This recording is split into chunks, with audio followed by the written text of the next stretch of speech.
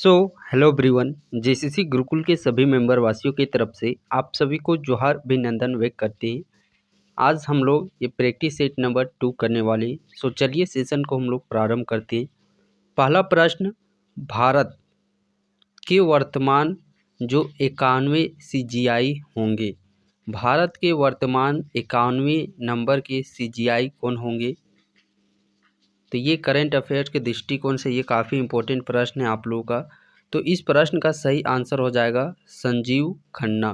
क्या चीज़ हो जाएगा सही आंसर? संजीव खन्ना। अगला प्रश्न है, झारखंड के वर्तमान डीजीपी कौन है? देखिए ये आप लोग का इम्पोर्टेंट प्रश्न है। इम्पोर्टेंट प्रश्न इस बिहार पर आप लोगों का है क्योंकि देखिएगा आप रामगढ़ जिस समय चौकीदार का एग्जामिनेशन हो रहा था उसी समय जस्ट आप लोग के डीजीपी चेंज हुए थे। जैसे आज एग्ज़ाम है और कल शाम को चेंज हुए थे, तो आज सुबह का एग्ज़ाम में वो प्रश्न पूछ लिया गया था और राज्यपाल से भी वही सेम कंडीशन है। आज एग्ज़ाम था, आज एग्ज़ाम में पूछ लिया गया था और राज्यपाल कल चेंज हुए थे। तो इस तरीके का सिनेरियो बन गया था रामगढ़ में। और अभी वर्तमान समय में आप सबों को पता होगा कि चुनाव आयोग की तरफ से जो आप लोगों के यहाँ पे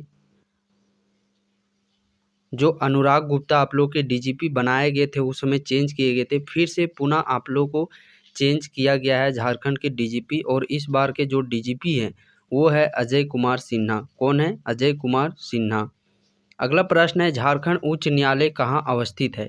झारखंड का उच्च न्यायालय मीन्स हाई कोर्ट कहाँ पे अवस्थित है? तो ये आप लोगों का रांची में अवस्थित है।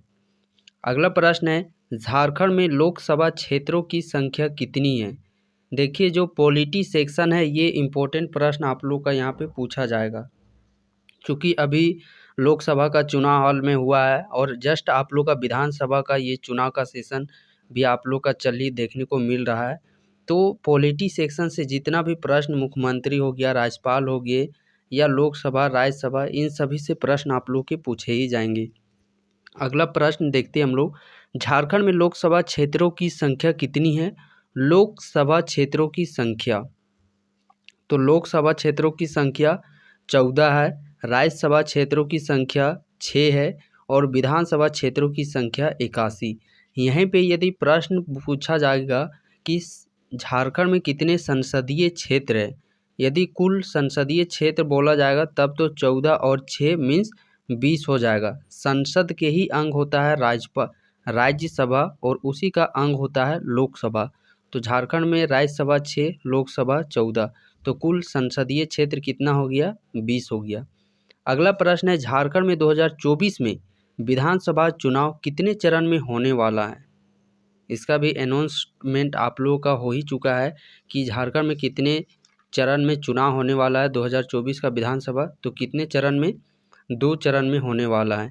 एक आप लोगों का ये 13 को होने वाला है और एक आप लोग का 20 को। तो ये कितने चरण में होने वाला है, ये प्रश्न आप लोग का पूछा जा सकता है करंट अफेयर्स के दृष्टिकोण से। झारखंड में 2024 का विधानसभा चुनाव कितने सीटों पर होगा? 2024 का जो विधानसभा का चुनाव है वो 81 सीटों पर होने वाला है। राज्यसभा के सदस्यों का कार्यकाल कितने वर्ष का होता है? राज्यसभा के सदस्यों का कार्यकाल कितने वर्ष का होता है? देखिए राज्यसभा का कार्यकाल तो शून्य होता है। ये राज्यसभा का कार्यकाल, जैसे लोकसभा का बात करते हैं तो उसका 5 साल होता है, बट राज्यसभा का कार्यकाल शून्य होता है। लेकिन वहीं हम लोग बात करते हैं राज्यसभा सदस्यों का कार्यकाल कितने दिनों का होता है, तो राज्यसभा सदस्यों का कार्यकाल है जो कि वो 6 वर्ष का होता है। और ये भी रामगढ़ चौकीदार के एग्जामिनेशन में आप लोग को पूछा गया था। अगला प्रश्न है, भारत के वर्तमान राष्ट्रपति कौन हैं? और ये भी बहुत सारे जिलों में आप लोग के प्रश्न बतौर पूछा गया है कि भारत के वर्तमान राष्ट्रपति कौन हैं, तो वो हैं द्रौपदी मुर्मू और ये भारत की पहली आदिवासी महिला राष्ट्रपति है। संथाली भाषा को भारतीय संविधान की किस अनुसूची में शामिल किया गया है? देखिए भाषा से संबंधित ये पॉलिटी वाला ही सेक्शन आ जाता है, तो ये भी भाषा से संबंधित 8वीं अनुसूची से कई सारे जिलों में प्रश्न के रूप में राजभाषा जो राष्ट्रीय भाषा है उससे रिलेटेड प्रश्न पूछे गए हैं। तो संथाली भाषा को भारतीय संविधान की किस अनुसूची में शामिल किया गया है? 8वीं अनुसूची में। और इस प्रकार 8वीं अनुसूची में कुल 22 भाषाओं को शामिल किया गया है। अगला प्रश्न है, भारतीय संविधान के किस भाग में मौलिक अधिकार को जोड़ा गया है? मौलिक अधिकार को किस भाग में जोड़ा गया है? तो मौलिक अधिकार को भाग 3 में जोड़ा गया है। ये भाग 17 आप लोग का राजभाषा से संबंध रखता है। 4 का ये मौलिक कर्तव्य से संबंधित है। अगला प्रश्न है, देवघर जिला किस प्रमंडल में है? देवघर जिला किस प्रमंडल में है? देखिए, जिन जिलों में एग्जामिनेशन अभी तक नहीं हो पाई आप लोग का चौकीदार का एग्जामिनेशन, तो वो जिला किस प्रमंडल के अंतर्गत, जैसा कि झारखंड में पता होगा वर्तमान समय में 5 प्रमंडल है, बट झारखंड राज्य गठन के समय 4 प्रमंडल थे। तो वर्तमान 5 प्रमंडल में से किस प्रमंडल के अंतर्गत आपका जिला आता है, वो चीज़ जानना बहुत ही ज़रूरी है। तो देवघर जिला का यदि हम लोग बात करते हैं तो देवघर जिला आप लोग का संथाल परगना प्रमंडल के अंतर्गत में आप लोग का आता है। अगला प्रश्न देखते हैं, पूर्वी सिंहभूम जिला का मुख्यालय कहाँ स्थित है? पूर्वी सिंहभूम जिला का मुख्यालय कहाँ पे है? तो जमशेदपुर में। और सभी जिला अपना मुख्यालय को याद कर लीजिएगा। अगला प्रश्न है, हजारीबाग जिला का गठन कब किया गया था? ये तो सभी जिला के लिए इम्पोर्टेंट क्वेश्चन है, क्योंकि झारखंड में यदि हम लोग बात करते हैं सबसे पहले इसी जिला का वो चीज़ आप लोग को गठन देखने को मिलेगा ईस्वी के फॉर्मेट में।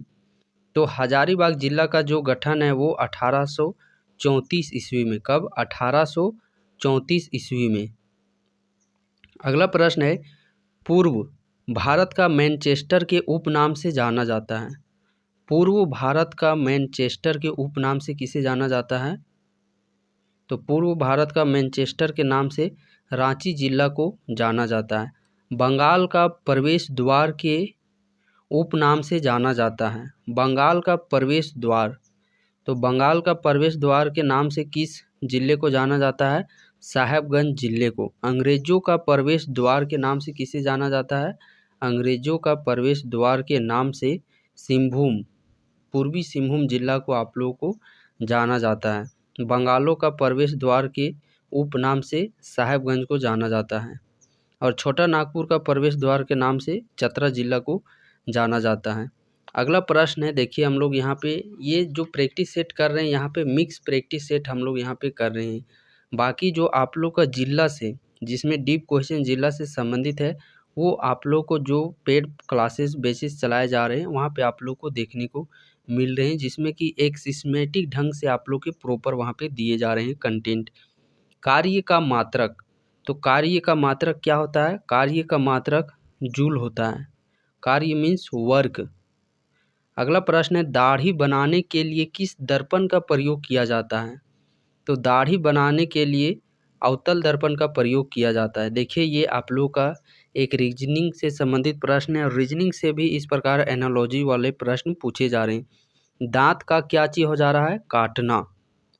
दांत से हम लोग किस काम का यूज करते हैं? बेसिकली ये तो दांत हम लोग तो किसी चीज़ को जब खाते हैं तो उसको चबाने के लिए करते हैं, बट बेसिकली यहाँ पे देखा जा रहा है कि दांत एक काटने के रूप में प्रयोग किया जा रहा है। तो पैर का चलने के यूज में हम लोग प्रयोग करते हैं।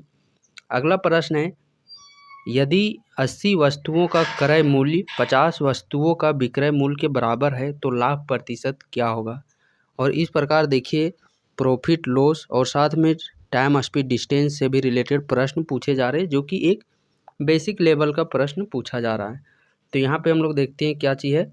80 वस्तुओं का क्रय मूल्य मीन्स सीपी, कॉस्ट प्राइस, 50 वस्तुओं के विक्रय मूल्य मीन्स सेलिंग प्राइस के बराबर है। ये हो गया 1010 हमारा यहाँ पे चला गया। तो सीपी बटा हमारा यहाँ पे हो जाता है एसपी, यानी 5/8। देखिए, सीपी मीन्स क्रय मूल्य, खरीदा था 5 रुपया में, और सेलिंग प्राइस मीन्स विक्रय मूल्य, खरीदा था 5 रुपया में और बेच रहा है 8 रुपया में, तो 3 रुपया का लाभ हो रहा है। 3 रुपया का लाभ, और लाभ और हानि हमेशा क्रय मूल्य पर होता है। क्रय मूल्य कितना है? 5। प्रतिशत निकालने के लिए 100 से इंटू यहाँ पे 20 तिया 60।